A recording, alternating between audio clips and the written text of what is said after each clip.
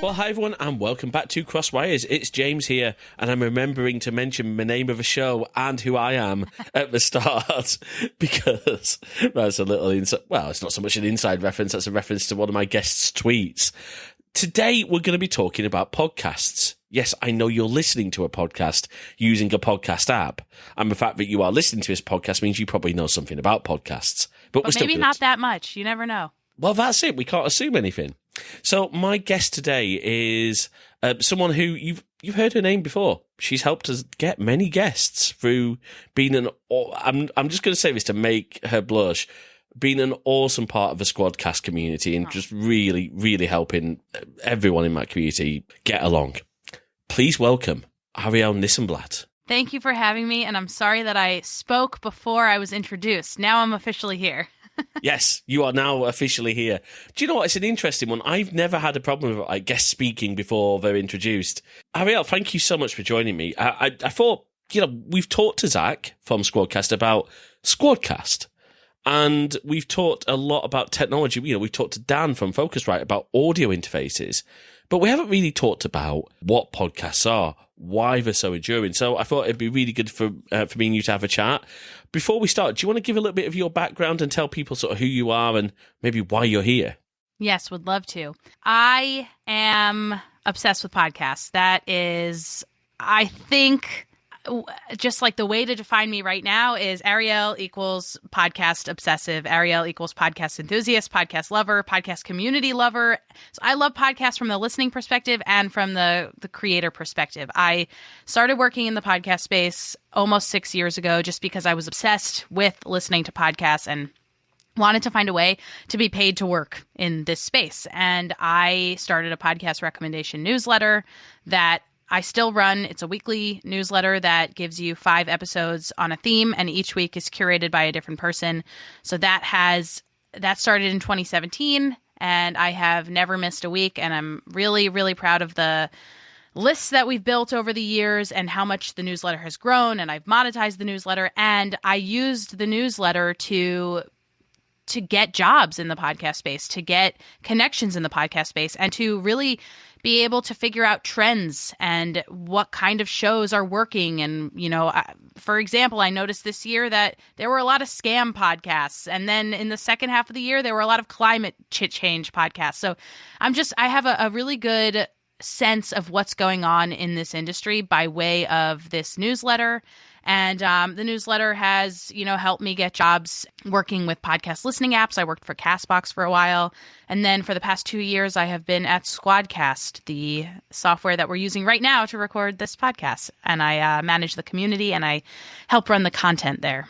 Fantastic. And yeah, I cannot say enough how much fun it is to see Arielle's tweets on podcasts. It's massively encouraging, especially, look, I'll just be really transparent. As we record right now, Crosswise is a relatively small show. But one of the things that's really encouraged me is Arielle and others, that encouragement of, yeah, your numbers might be small, but you can grow, and here's some tips to grow. Yeah. I don't know what it is. Podcasters seem very different to YouTubers. In that we don't seem to compete as much, if that makes sense. I completely agree with that. I always talk about how collaborative the podcast space is. And I think, and I've tried to theorize why this is. Like, why are people so willing to help each other out? If it means, having me as a guest on your show, and then vice versa, but also setting up cross promos and figuring out creative ways for us to appear in front of each other's audiences. And I think the reason people are so willing to jump on the phone and chat and talk about, what works and what doesn't and what you could do to grow your show or your newsletter is because we know that in order to grow, collaboration is the way to go. It's to, like I said before, get in front of each other's audiences and help each other with that. And for that, there's a one-to-one swap. So I think people they recognize that. Absolutely. And it has been, I can say from my experience, I will say, obviously the guests that we've had on the show, everyone's been so genuinely excited to be on the show. And one of the things I love about, and I'm not just saying this because Arielle's here, one of the things I would love about a tool like Squadcast is that we can see each other, we can react to each other's sort of facial expressions to make sure that, one of the things I love about Crosswise, and I hope this comes across to everyone, is that this is meant to be more like a chat than an interview. It's meant to be two people, literally, I think, both drinking coffee at the moment. What time is it by you? It's too late to drink coffee.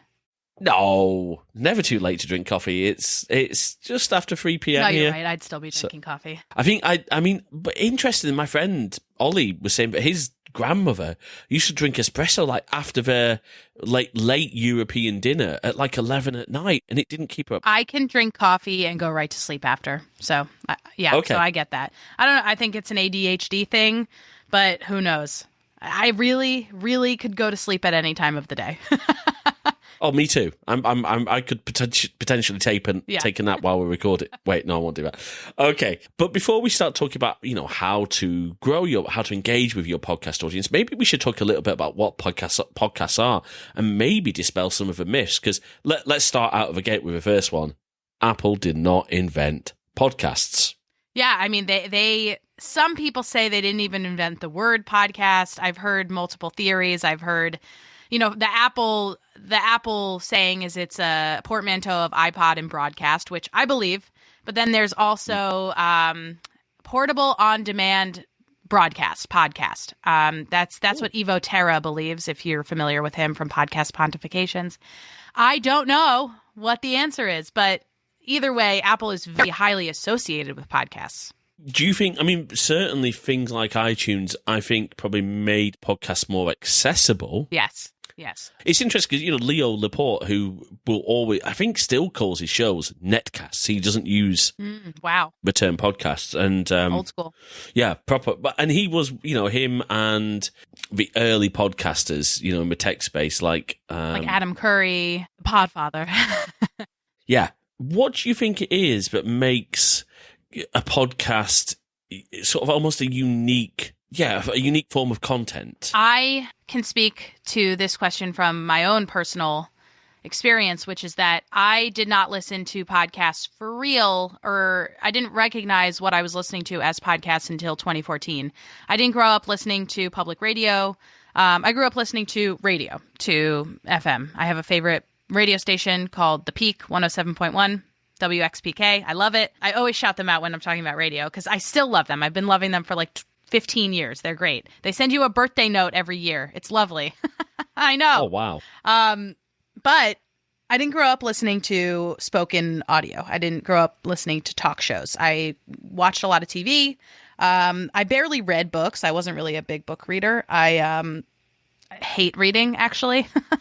Like still to this point, I don't prefer to sit down and read a book or to read an article. I'd rather listen to it. And for a while, I thought that meant that I was like not intellectual or was not that smart. I thought you had to read in order to be considered smart. But I realized that through podcasts, I am able to consume so much more content and to digest it in a way that works much better for my brain when I'm listening to podcasts. So that's what works for me. Is I've been thinking a lot about that. I am able to triple, probably even quadruple what I'd be consuming if I were only given the option to read. And I love that. And I am plugged into so many more worlds. I've met so many more people. I have heard stories of so many different places that I would not have been able to come across if it had not been for audio. So for me, it's such an enduring medium because I'm able to listen to so much more than I would otherwise and connect with people. I think there's something to being able to take podcasts with you as you go about your day, while you're driving, while you're walking, while you're gardening, while you're cleaning, while you're doing whatever it is. I found a new activity that I like to do while I'm listening to podcasts, which is I put my AirPods in and I go to a park and I find a wall and I hit the tennis ball and I just go, I'm able to listen to so many podcasts and play tennis and it's awesome. So for me, it's like whenever I go back to that tennis court, I hear the stories or I remember the stories that I was listening to that first time. And I think that's such an interesting way to consume media and to have media stick with you. Absolutely. And the big thing for me is the fact that there's so much choice in how you consume your podcast, because podcasts, for the most part, and I said we wouldn't touch on this, but I'll mention it. For the most part, you can use any podcast app to listen to any podcast, with the exception of some content which is exclusive to some platforms. Now, we could have a whole debate on whether or not we think that is a legitimate thing. Obviously, it is for people, and if people want to pay for content, great. Because the example I'm thinking of is Spotify exclusive podcasts, but of course, Apple are doing the same with Apple Premium stuff. Luminary tried it a while back.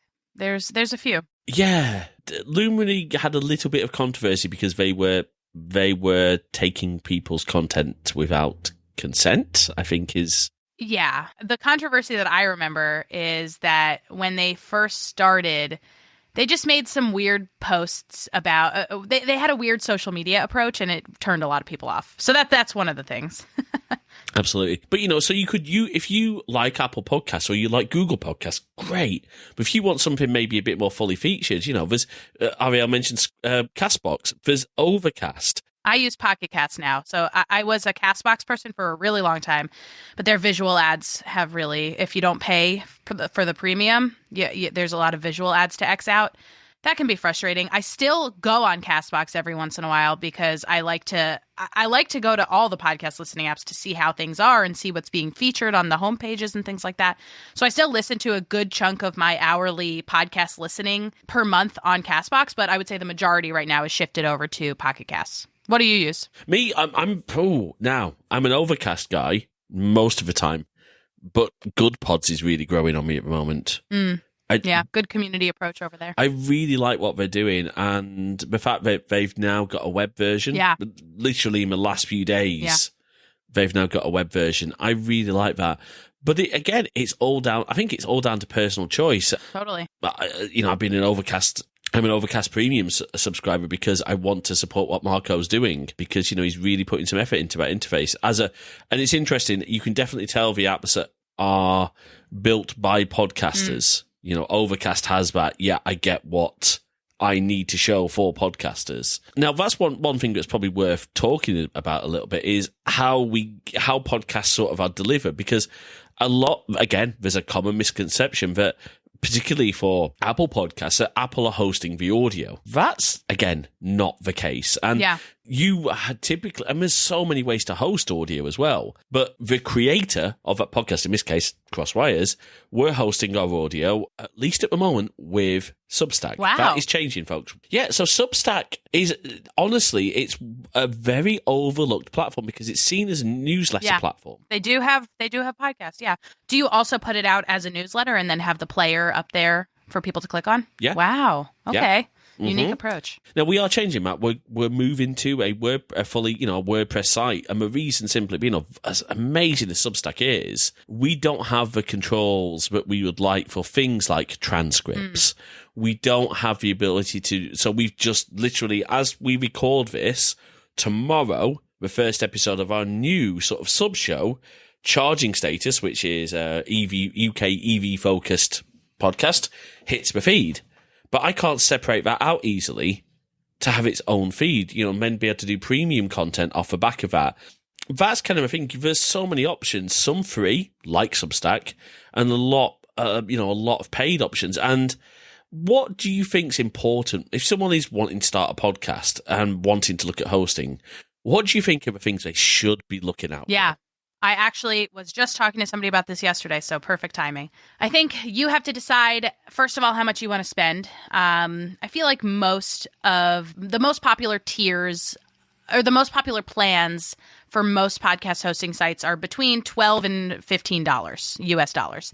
And that's mostly what you're going to find. But then if you want to spend a little bit more, you can go to Megaphone and you can have a few more capabilities and analytics at your disposal.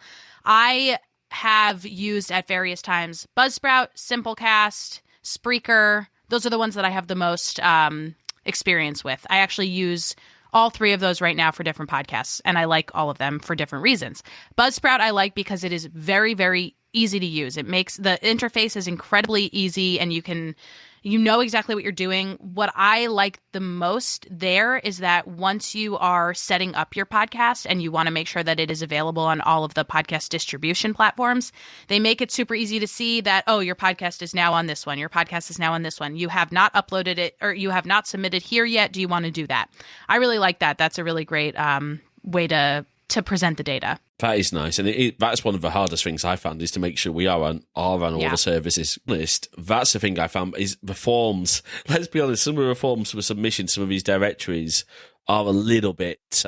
they're convoluted, and they sometimes they just don't look easy to use. And that's a big part of it, is like UI is really important. People need to be able to understand what they're doing, or else they're going to have tons of questions, and they're going to tweet at you, or they're going to email you, and the email's not going to make any sense because they don't know what they're doing. So really important to make your websites easy. Another thing to consider is some of the podcast hosting sites have the ability for you to create audiograms right there on the page. So Buzzsprout has that. I'm sure a few others do as well. That's the one that I have experience with.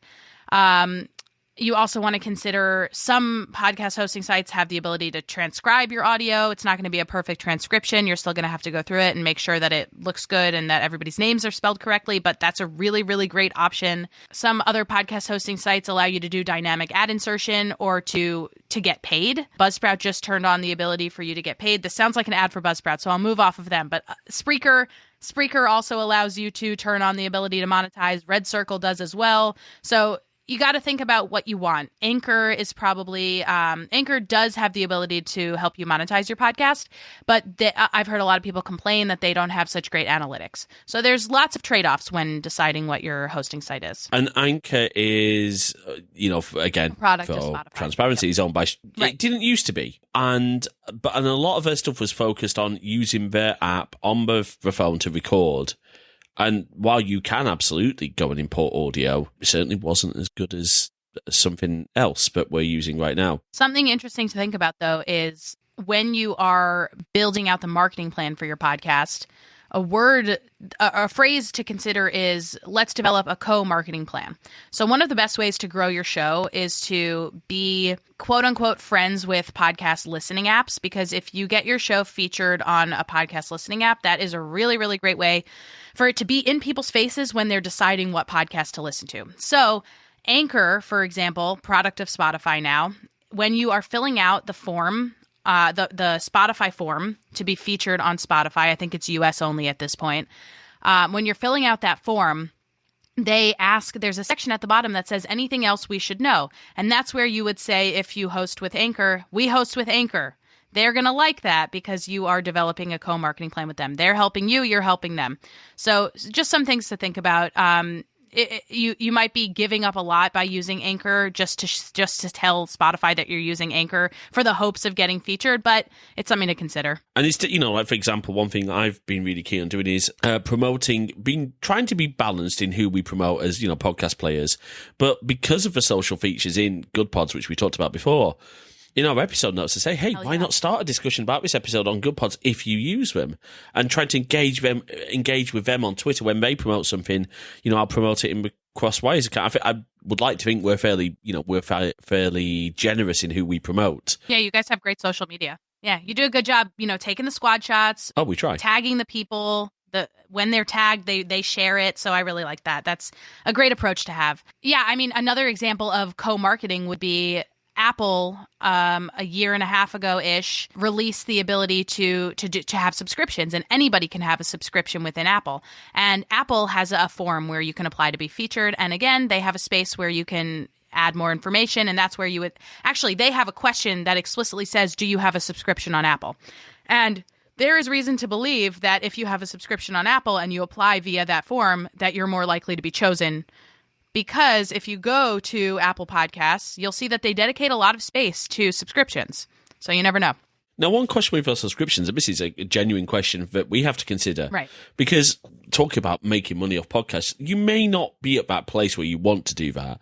And it's a big decision.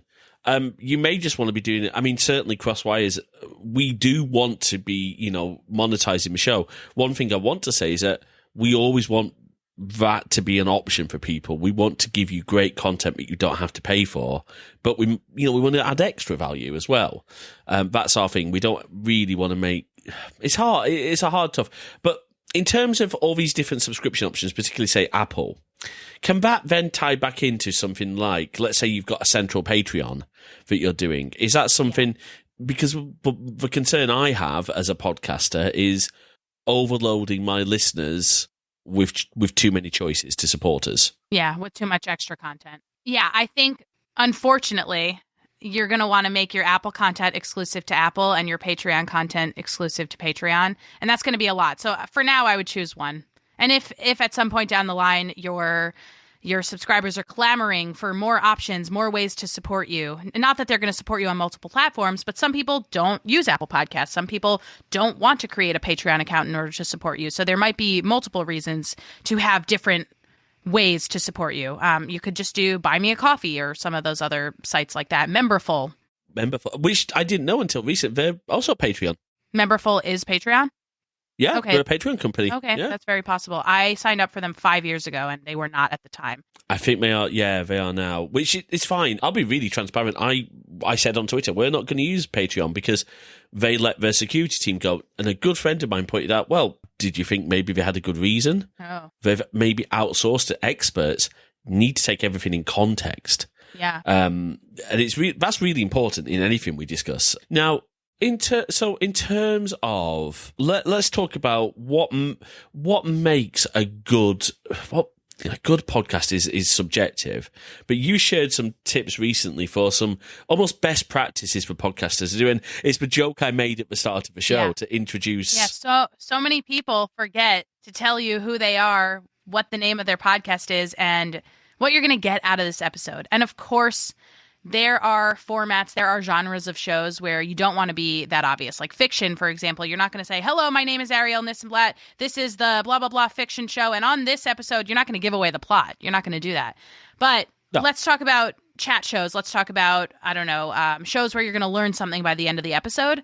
Those are the types of shows where you want to let your listeners know who you are because you are the expert in this material and you need to give them something to Google, some way to prove that you're an expert in this, right? So if you're talking about medical devices and you're going to remain nameless, that's probably not a good idea. You probably want to be Googleable. You probably want people to back up the fact that, they are searching for you and you have this knowledge. And naming your podcast in your intro is important just so that people are oriented. And somebody pushed back on my tweet and said, if they clicked on your episode, doesn't that mean that they know the name of your podcast? And I'll say yes, but sometimes your cover art might not be the most welcoming piece of cover art in the world. Maybe you don't have the name of your show listed on your cover art, or maybe you do, but the font is like not so pretty. And I just think it's a great idea to let people know why they're here, why you're here. And I love letting people know what they're going to get out of this episode. And then at the end of the episode, doing a quick recap on what they got out of it. And you don't have to be so prescriptive. You don't have to be so obvious, but I do think it's worth it to paint the picture for people.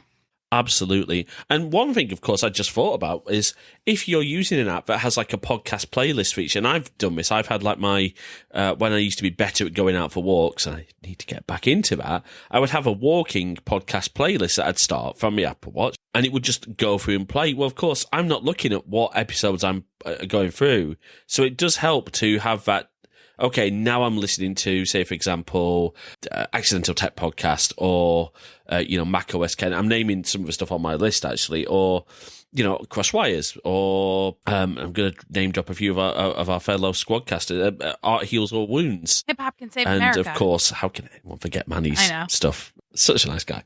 So, in terms of the actual sort of format of the episode, there's so many different ways. Like we're doing right now, we're just having a relatively unscripted chat. We had a little chat before we started to say what we're going to cover, but we're having a bit of a chat.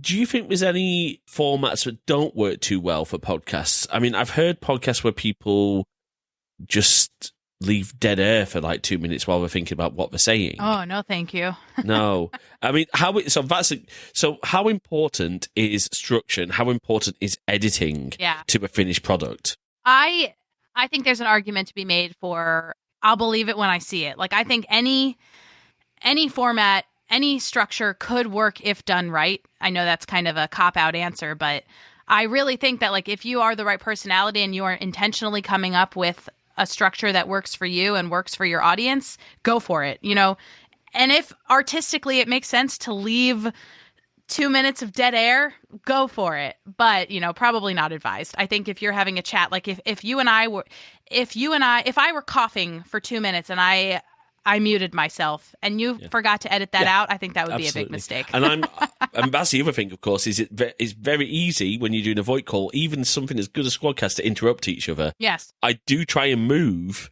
things around a little bit in my edit, and crosstalk is annoying. It really is. And I am a New Yorker, and I love to talk over people, and I'm sorry. I need to be careful who I'm letting on my show, don't I, really? Yeah. So, now, to be fair, honestly, none of my guests have been a major issue. And one of the things is, I do try and edit out ums and ahs as much as possible, because one thing with editing for me, and I don't know if you agree with this, I want the editor to never sound too machined, too overdone. I want it to be natural. So, maybe an occasional like that one will stay in the show, especially if it's very close to a sentence. Mm-hmm. But editing can make such a difference for time, for flow, certainly. Maybe to clarify a point, I know I stumble over stuff in certain recordings, and I'm a big fan of Ferrite on my iPad for recording, but I know there's so many great options out there.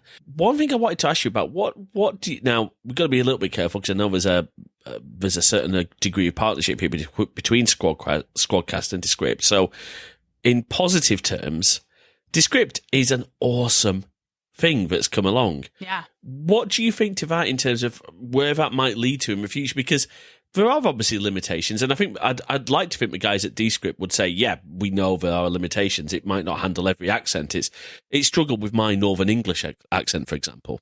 Yeah. I love Descript. I think it's amazing. I think it's super powerful. As a creator, I think it's super important to transcribe, and Descript makes that very, very easy. And it makes it really easy to create beautiful looking audiograms that highlight each word as you're going through it. So I'm a big fan of Descript. I think what you're referring to is their upcoming more robust AI. So they have this really cool product.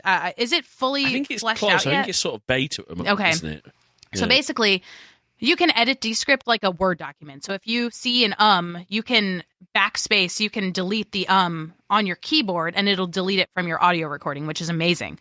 But in the future, if you want to type in an or more likely if you want to type in a full sentence that you forgot to say, it has your voice. It can figure out a way to AI your voice, and it's amazing, but potentially dangerous. I don't know. So these are the concerns that are happening, not just with Descript, but across the web. You don't want anybody to put words in your mouth. So if you had access to my recording, you could make me say something that I don't want to be said. So I'm sure that there are some precautions in place and best practices and precautionary tales to make sure that this stuff doesn't happen, but you never know. Technology can be beautiful and it can be scary. And that's kind of a recurring theme on Crosswires. Technology is a very powerful thing that has its positives and its negatives. I'm trying to line up an episode with, we've talked to Crazy Ken about scam products, but I want to get one of the YouTubers who goes and challenges with scam call centers. I want to talk about that and try and help people understand where those scam calls are coming from. Now, in terms of transcription and audiograms, they are great features. And so, again, relating this to this show, we at the moment don't do transcripts, partly because there's not really an easy way to do it in Substack. It's one of the reasons we actually look as we're moving. Is it essential for a podcast that's starting off to have transcripts and to have audiograms? Audiograms obviously been great for promoting on social media in particular, but they do cost money. I don't know many really good free tiers that can help people start off with a volume like this show, for example, being about, usually we go for about an hour. Well, that's if we do every episode, that's gonna be, maybe 4 to 5 episodes of transcription a month, because we try and record more episodes in a month than there are weeks, so that, we've got a bank of episodes. So looping back to my question, how important do you think it is? Is it something that you can say, okay, once you've grown to a certain point, or if you have listener demand, where do you think that point is to really start having to consider it? I think you should be transcribing from the start, and that's an accessibility thing. Yes, it takes more time. Yes, it may be more expensive depending on your hosting site, but I think it's important, and I do not think that anybody who needs a transcript should have to ask for a transcript. Bottom line is it should be as accessible to people who want to read or use a screen reader than it is to people who can use their ears to hear it. Let's see. Audiograms, you do not need to do. You do not need to do. I would also say you definitely don't need to be audiogramming your entire episode. Headliner has a free tier that should suffice. Headliner has, I think you get a few minutes every month with a watermark or without a watermark. Without a watermark. And then after that, you have a watermark. But I would definitely look at Headliner as a great option for audiograms. And when you're creating audiograms, I would put the captions there as well, again, for accessibility purposes and because it looks good. Let's see. Yeah, Descript also has a free tier. I think they give you a few hours a month or something like that to check out. And the reason I say you don't need to be audiogramming your entire episode is because nobody is watching that. No. And the only reason to create audiograms at all is because it acts as a teaser for your podcast episode. It's not necessarily going to cause people to view the audiogram and then hop on over to your podcast to listen to the rest of the episode. But your goal on social media should be to entice people, to make sure that they think of you as an expert, make sure that they like your personality so that later, if they are looking for a podcast episode about technology and about social media, something that Cross Wires, talks about, then they're going to think of you and they're going to go listen to your podcast. And it's because of all of the social media content that you put out that makes them think, I want to hit play on that episode. Excellent. So audiograms are more about promotion and enticement and advertising, getting people on board.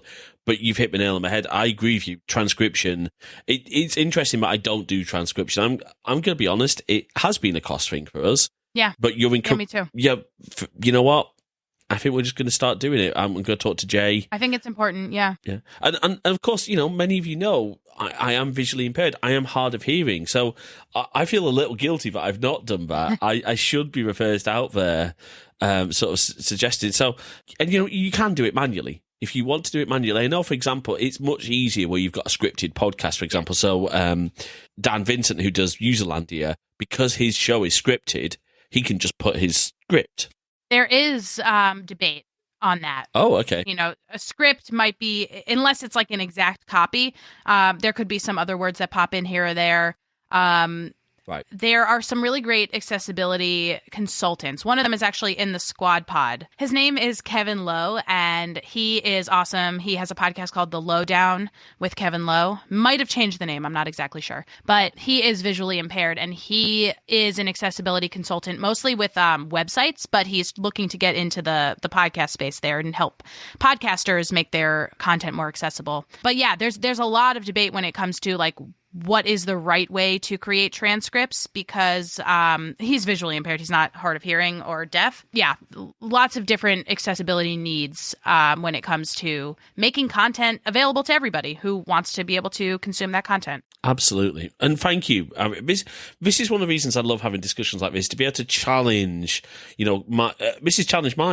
my thought processes. And that's one of the things I really want to do. So thank you. So everyone, we will be having transcripts. I will talk to Jay and we will figure out a way to do this. Just for transparency, as many of you know, Jay's joined the team.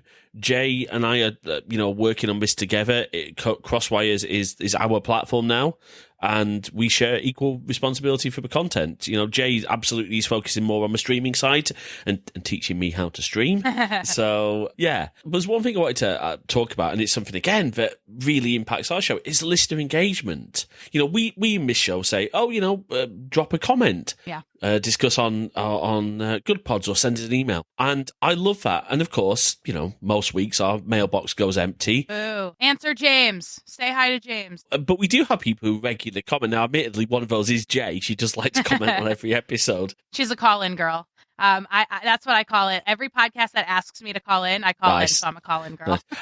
But what do you think it is for listeners that puts them off calling in, that puts them in that call to action? I think a lot of people are doing a lot of things while they're listening to podcasts, and it depends what space your podcast occupies in their day. Are you a commuter podcast? Are you a cleaning podcast? Are you a this podcast? Are you that podcast? It could be that their hands are not available, and it could be that your call to action doesn't entice them enough to remember it to the point that they're going to, when they have a moment, comment or email you or this or that. So you just have to put yourself in the shoes of your average listener and try to figure out what they're doing while they're listening and what could cause them, what barriers are there that are causing them to not listen to your call to action. The other thing is, and I've tested this out a few times and it has worked, is being very obvious about why you want them to reach out. And that reason has to be legit. So sometimes I'll say, I really do need to hear back from you because I need to know if you like this section of the show. And sometimes I sound like that. I sound intense. And I say, you're not off the hook. You right there, you listening, you are not off the hook from responding to me. I am talking to you, things like that. Just like have a little bit of fun with it. And for me personally, think about what makes you convert to answering somebody. And for me, it's pretty easy. Like I said before, I'm a call-in girl. I answer people. Not everybody does, but think about what it takes for you to answer. For example, there is a podcast that I like called This Day in Esoteric Political History. And they were doing a member drive or they were doing a fundraiser, I want to say about 2 years ago. And they said, donate up to $4 a month and you can have access to our spreadsheet where we list upcoming episodes. And I was like, hell yeah, I would love to know what's upcoming for This Day in Esoteric Political History. And they said for $8 a month, you can suggest an episode. And I was like, that is freaking cool. I will do that as a one-time payment. So think about things like that. What can you give that gets people to respond? If you're doing a survey, can you spare $50 as a raffle prize to the people who respond to, or for one lucky winner? If you are looking for more comments on Apple Podcasts for your reviews, give people something to answer rather than just leave us a rating and review that they don't know what to write. So say to them, like, what's your favorite piece of technology? Who was your most favorite recent guest of ours? Give them something to actually do. That's really helpful. And now, look, behind the scenes, we are getting ready to launch a Patreon, one of the top tiers, and we haven't figured out the pricing just yet. I mean, we've got it in our heads. But you see, this tool we're using called Squadcast has this thing called a backstage. Ooh. And I think, now, but the slight challenge is there are limited slots. We can have, on our plan that we're on right now, we can have 5 people backstage as well as 5 people on stage. So we won't be able to have the entire Patreon community. We are going to make this a top, higher tier thing. And there's more stuff coming to backstage soon, or relatively soon. We're always working on suggestions. So if you want to have 100 people backstage, let us know, and we'll put that into the roadmap. I think I actually asked something recently about, how can we connect a Squadcast session to Twitch, for example, down the road. That's the one thing I love about working with Squadcast and harking back to what you said earlier about making friends with the podcast apps, but also the tools you use to record. Important. Really important. Like talking to Rogue Amoeba, who make Audio Hijack, and say, hey, I'd like this feature, or can you clarify what this does? Talking to Wuji Juice, who make Ferrite. My ultimate dream, by the way, I'll be really transparent about this, is one day there to be this beautiful partnership between Audio Hijack and Squadcast where I could just press a button in Audio Hijack and it's a Squadcast session within. Say it out loud, manifest it. Maybe it'll happen. Well, it helps, it helps that you've got Zach's ear, I suppose. Anyway, so that's the sort of thing we want to do. We want to give, and I think you've hit the nail on the head, giving people something as a reward for engaging. So look, even on our lowest tier, you're going to have people are going to have a name in our YouTube credits. People love a shout out, Yeah. Sometimes I saw I saw a tweet today that was like, hey, we're sourcing ideas for the next few episodes. Suggest something, and if we choose you, we'll shout you out. That's cool. And we're doing exactly the same thing. For a certain tier, we're going to allow people to suggest. You can suggest as many episodes as you want. And if we pick you, you'll be credited as some sort of, I think we're going to call it idea, some sort of consultant. I like that. Or something. Yeah, on the episode. For cross wires. I like that. Oh, yeah. So it is engaged. And I love the fact, you're saying this is the sort of thing we might want you to talk about on an Apple review, because then people can actually, it becomes more of a, this is why I like this show, rather than this show is great, the hosts are really friendly. So thank you, Arielle. Are there any tips that you would give? Because obviously we talked a little bit on both sides, listening to podcasts and creating podcasts. And I want to ask you 2 final questions. For those, let's start with those creating podcasts. What would be your biggest sort of encouragement to a new podcaster, someone who's just hitting the ground running? What would be your biggest encouragement? If it doesn't take off right away, stick with it. It is very hard to break into people's cycle of listening. There was a statistic that came out in March of this past year that said that the average podcast listener listens to 8 podcasts. So some of those podcasts are always on. Some of those podcasts are series that are going to end, and then they're going to look for their next one. But to break into that is hard. So give yourself some time, refine your content, be in it for the right reasons, I think is a big part of it. Think about what your goals are that are not necessarily huge growth in downloads. So are you refining yourself as a speaker? Are you meeting people that you wouldn't get to meet otherwise? Are you getting to test out new technologies? There's lots of reasons to start a podcast. So define yourself some goals that are not just huge growth numbers, and you should be okay. Great advice. Absolutely great. And that's definitely, even if we never make a single dollar off this show or a single pound off this show, I want to make content people enjoy. And I know that many of you have reached out to me. And one of my favorite encouragements is when a guest will on Twitter say, I loved being on this show. Hell yeah. And we'll come back. Because I've had guests who are like, I want to come back on your show. That's the biggest compliment. So I think, maybe, treat your guests right is probably another good tip. Yeah. I know you, Squadcast have a wonderful guest checklist as well to help guests prepare. But Squadcast is really easy for guests to use. But I know you've got things, about being a podcast guest. So thank you for those resources. What about as podcast listeners?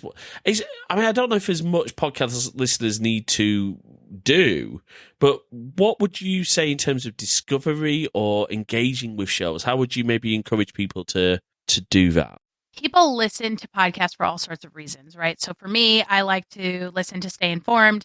I like to listen on world news and world stories, but then I also like to listen to stay informed of what's trending and, who is creating what and how can I support them and things like that. So I ask my friends who don't work in the podcast industry why they listen to podcasts. And a lot of times it's, I have a long commute and I love this celebrity and I want to keep up with them. I love The Bachelor and I love this chat cast about The Bachelor. So there's not much, you're right, for people to do. But I think if you're looking to listen to more podcasts, I would subscribe to all of the podcast recommendation newsletters out there. It is such a great way to know what's trending, know what's upcoming, to keep up with this person who you loved from their previous series and now they have a new show out. And it's a really great way to support creators and to support newsletter writers who in turn support creators. Absolutely. And as you said, there's so much variety. I know, for example, I don't know if it's still running, but there's the Office Ladies podcast, which was some of the female cast of The Office talking about the episodes. And I'm a huge Office fan. Yeah. British or US? Both. Both, but for different reasons. But for me, completely off topic, but for me, the US Office became a better show once they stopped copying the original series scripts. Yeah. And once we stop, I like Ricky. Well, I like Ricky Gervais's comedy. I don't necessarily like Ricky Gervais as a person. David Brent, I feel like I would want to punch, whereas Michael Scott, you sort of feel more sorry for. Yeah. You're like, aw. Yeah. Oh, Michael, I burnt my foot.